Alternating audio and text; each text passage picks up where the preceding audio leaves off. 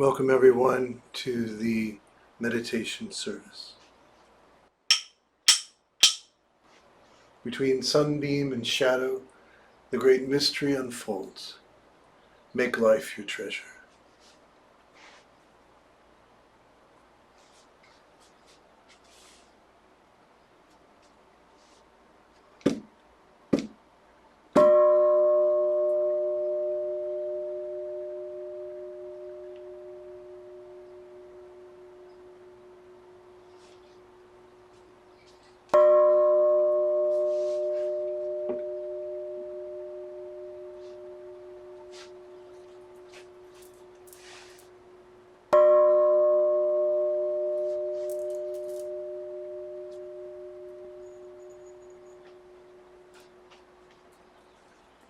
Namo Furupas. Namo Furupas. Namo Food Wolves.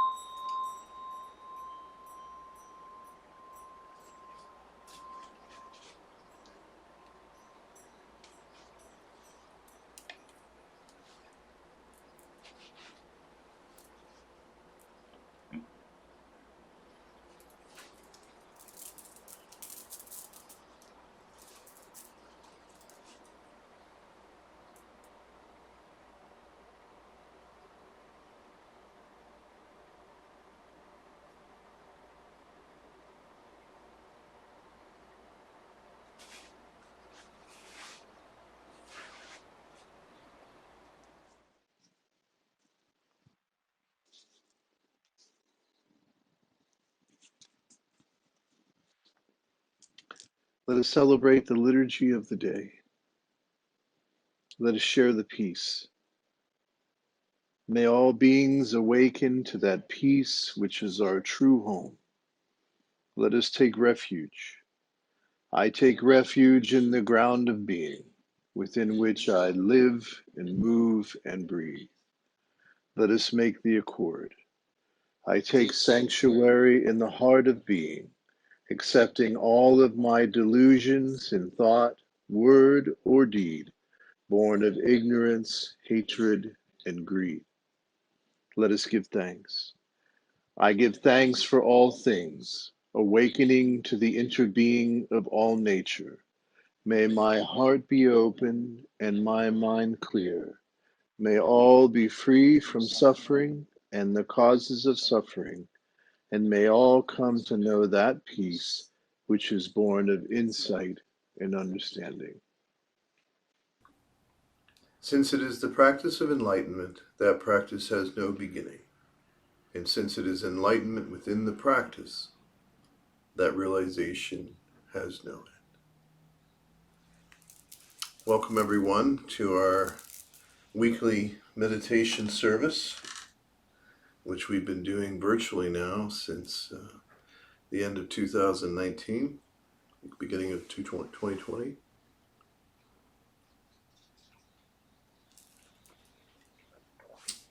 Hope everyone is doing well this evening. So, over the next few weeks, we're going to see me giving talks, and we're going to see some of our Oshos doing talks, and we're also going to have some of our priests in training, our Shuzos, that are going to be offering some talks as well. So there'll be lots of good stuff coming your way. I'm going to work on 4 different subjects over the next few weeks that I speak when it's my turn. And I'm going to cover what I would say is a wisdom section. I'm going to cover what I would say is skillful action. I'm going to talk about our personal relationship with the true self, and then I'm going to talk about the actual practice path, which is a path of practice with ourselves and with others. So tonight are going to talk about wisdom, and this wisdom response is to a question that I often get from folks, and I've often said as a teacher, one of the things I go around doing is kind of disabusing people of incorrect views around the teachings of the Buddha. And this one is probably one of the central. So I'm going to start with my reading. My reading tonight is from Monty Python, and it's called Always Look on the Bright Side of Life. And I'm reading the words directly, so pardon some of the jargon. Life's a piece of shit when you look at it.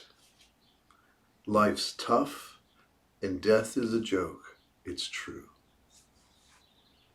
Keep 'em laughing. It says, I'm sorry, let me start again. Life's a piece of shit when you look at it. Life's a laugh and death's a joke. It's true. You'll see it's all a show. Keep 'em laughing as you go. And just remember, the last laugh is on you. And always look on the bright side of life. Do-do, do-do, do-do, do-do. Always look on the bright side of life. So I think this song really kind of encapsulates, like I said, one of the areas that people don't get quite correct. And that life's a piece of shit when you look at it. And they kind of equate that first line from the Monty Python song with the Buddha, when he is often wrongly declared to say, all life is suffering. So here it is, guys. The Buddha never said that. And now, what the Buddha said or didn't say, I don't know. But from the recordings that we have in our scriptures, the sutras, he never said this. And yet this is a popular misunderstanding. So what did he say? What did he say? Well, he didn't say that all life is suffering. I mean, think about it. That would be a bit absurd. Are you always suffering every moment of every day? Do you never have any laughter? Do you never have any moments of respite from the rough and tumbles of the world? Of course we do. Of course we do. No one spends every moment of their day suffering. And we have to ask ourselves to clarify, what is suffering? So what the Buddha was saying is that, number one, he was saying life can be painful. It can be very painful, both emotionally and physically. But suffering, and this is the important part, suffering is not the same as pain. Not in the Buddha's understanding, not in the teachings of the Dharma. For the Buddha, suffering is the resistance or the story we tell ourselves about the pain. Now, there is a famous saying in one of the sutras that basically goes like this, and I'm paraphrasing. There are things I want in my life that I may never get. There are things I don't want in my life, but I may never be able to fully rid myself of them. And lastly, there are things that I have in my life that I really do want and I do have, but I know they won't last forever. So what the Buddha was clarifying there is it's not that life is suffering, it's that we have painful experiences in life, these three that I just mentioned being sort of the key core. And it's the resistance to this reality, it's the story we tell about this reality that causes suffering. Okay? And, what did the Buddha really say? Well, the Buddha didn't see all life as suffering. He saw that life could be very painful for the things I just mentioned, but that it's the suffering we cause in our minds that his teachings were directed at, that he said, I can free you from that suffering. And we can be free from that suffering. Because the Buddha saw life that was well lived as nirvanic. So what's the payoff? What's the nirvana life? And in his own words, it was a source of joy, bliss, pleasure, and happiness. That these things were all a part of the path of awakening. And that these good feelings naturally arise whenever our minds are clear. Whenever our minds are clear. Now, here's an important thing that the Buddha emphasized over and over, and I think we get wrong sometimes. Probably more than sometimes.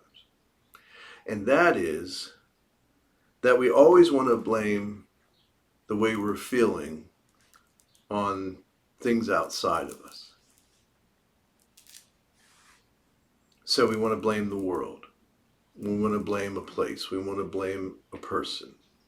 There's always someone or something that we are blaming outside of ourselves for our suffering.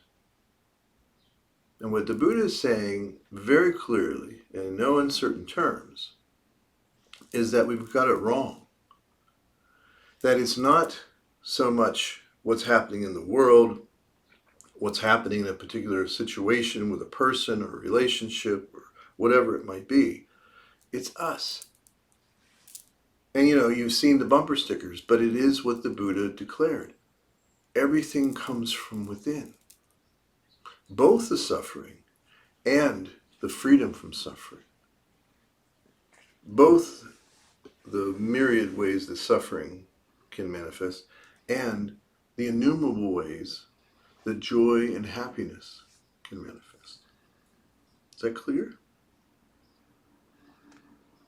So I always think, and I'm going to, some of you, when I was, I did a brief period of study at Oxford University, and one of the things I chose to study were some of the poems of T.S. Eliot, because he's one of my favorite poets. And whenever I lived in Cambridge, the home that he lived in while he was teaching at Harvard was only a few blocks away from me. And that was kind of cool too, because he's always been one of my favorite poets. But there's a play that he did, a short play, called The Cocktail Party. Now, you might recall, there was a time when the cocktail party is what people did, they still do, to get together, at the end of a workday or in an event or in someone's apartment or someone's home. It's a way for people to socialize. And there's a lot of really great little vignettes that T.S. Eliot illustrates in this drama. But the one that I think relates to this one the most is a conversation that's going on between a woman and a psychiatrist. And at some point, the psychiatrist, he's being very generous and listening to her woes. But at some point she says, but I'm paraphrasing, but I really hope that it's my fault. And the psychiatrist is kind of a little confused or perplexed, and he says, I don't really think I understand. And she goes, well, if it's not my fault, then it must be the fault of the world, fate, or God. And if it is those, I have no power over it. I have no control. So I hope it's my fault, because then I can do something about it. There's the wisdom. There's the wisdom. And that's what the Buddha is saying. Today, we've been kind of conditioned. I shouldn't just say today. I would say this is a part of the human condition, going way back. We believe that our problems are caused by things outside of us. That's where, that's where the struggle is. But what the Buddha is saying is that's really not where the real struggle is. The real struggle is within. Because we don't have control over these things in life that causes pain. At the very least, we have no control, very little, over when we're going to die or how. We have very little control over the illnesses that come our way. I just saw today somewhere that Dr. Fauci, who's probably one of the best vaccinated people in the world, has COVID. So,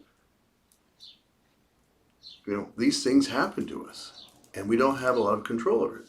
And some of us are very attractive, and that being a very attractive person in our society gives you a lot of privilege. Or maybe we happen to be very smart, or maybe we happen to be a great athlete, or maybe we happen, on and on it goes, right?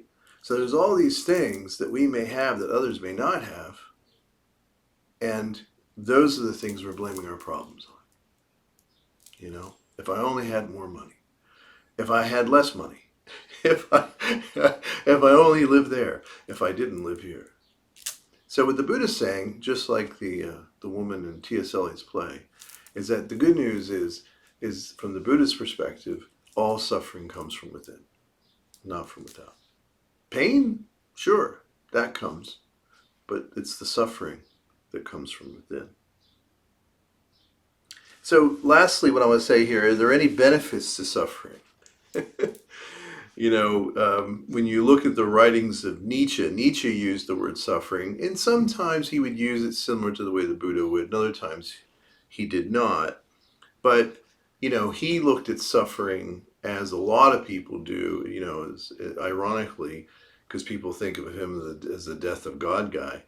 But ironically, he was really in alignment a lot with some views where, some views in Christianity where it's like, take up your cross, and that suffering is sort of a blessing of sorts, or a purification of sorts.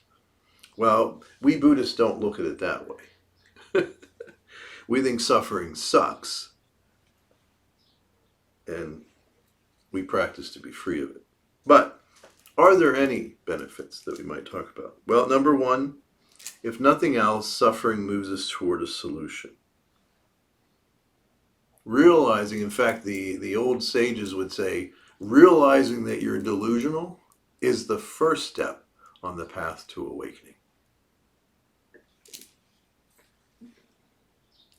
And I know, like for myself, there are some days when I get up and I do my devotions and so forth, but then I get going in my day, and like one thing after another will seem not to go my way.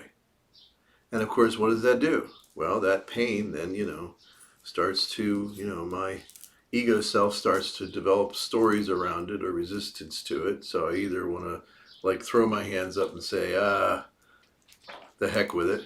It's usually more vulgar than that. Or I, start going into some drama that my ego self wants to create around it. But even though I do experience that, because of my practice, I'm able to observe it and sort of watch what's happening. And I can use that as a way to move me into practice. And that's what I do. When I find that I'm off or I'm feeling that way, I might sit with it for a little bit. I might observe it for a little bit. But then I really do try to move into a place, okay, how can I practice? What's going on inside of me? So it can be helpful that way. The second thing, probably the most important thing, is it opens us up to the second principle of oneness. So what's the second principle of oneness? That it is because of our suffering that suffering is the easiest way for us to experience oneness. And that's why the Buddha spent a lot of time talking about dukkha, which is the Pali and Sanskrit word that's translated as suffering, although you could say it's more about unsatisfactoriness. But that second principle shows us that suffering is what allows us to sort of connect to each other in a way that transcends all those things I mentioned earlier. That, you know, how I look, my social status, my background, you know, all those things. Those things separate us. Most things in life like that separate us. But suffering, man, when we're suffering, then we really can connect to others who are suffering. And that's why the Buddha emphasized it, because he saw that suffering was the easiest way to experience oneness, and out of this suffering, compassion is born. Compassion is born out of suffering. And that's one of the magical miracles of our universe.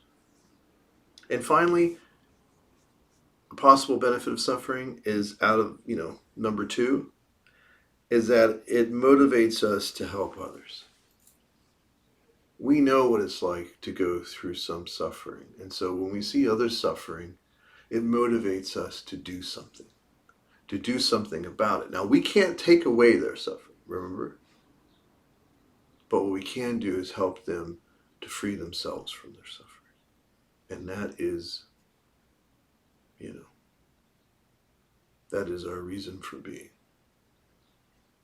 So I would summarize it to say it like this, that what the Buddha was really saying is that life can be filled with suffering, but if we choose to live nobly, that nobility of choice and character will lead us to a path of freedom and happiness. And that's the benefit. Happiness, joy, purpose, fulfillment. So I hope you found that useful.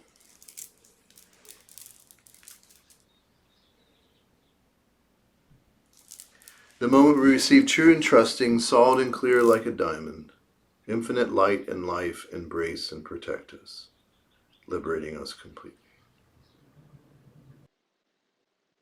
Let us share the 4 immeasurable vows. Sentient beings are numberless, I vow to liberate them. Delusions are endless, I vow to end them. The ways of compassion and wisdom are boundless, I vow to embody them. The way is unattainable, I vow to attain it.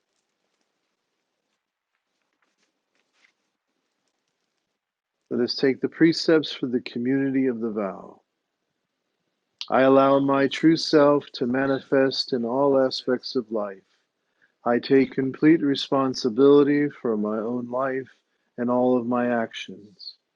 I affirm my personal being and acknowledge it as a path to awakening and freedom. I embrace all aspects of my personal being, including my shadow, so that they may be transformed. I affirm an attitude of openness to my true self, even in the midst of suffering. We will now go into the offering of incense. I encourage you to offer incense at your home altars, and we will chant while the offering is being made, and then we will spend some time abiding quietly in our true self.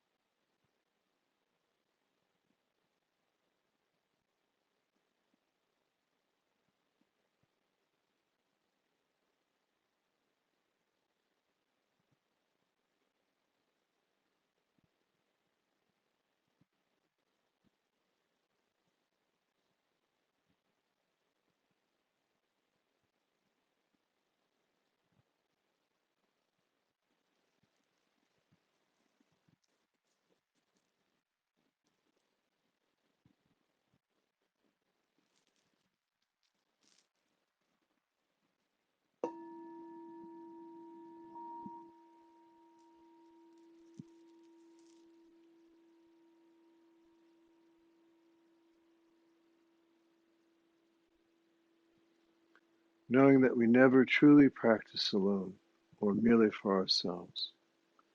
Let us recite together the Bodhisattva's Gata.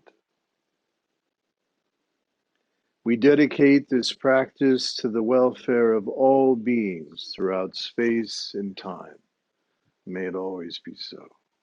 Namo Amida Butsu.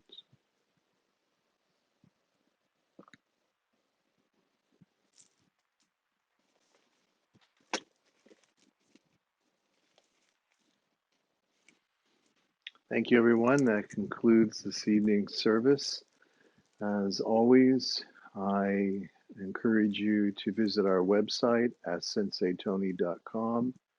We're always there to help if you need spiritual counsel or direction. If you'd like to do some nurturing of your true self.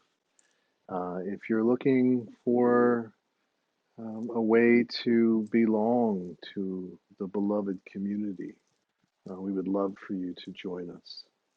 And if you feel that you might be called to a life of service to others, then consider our seminary training. Thank you.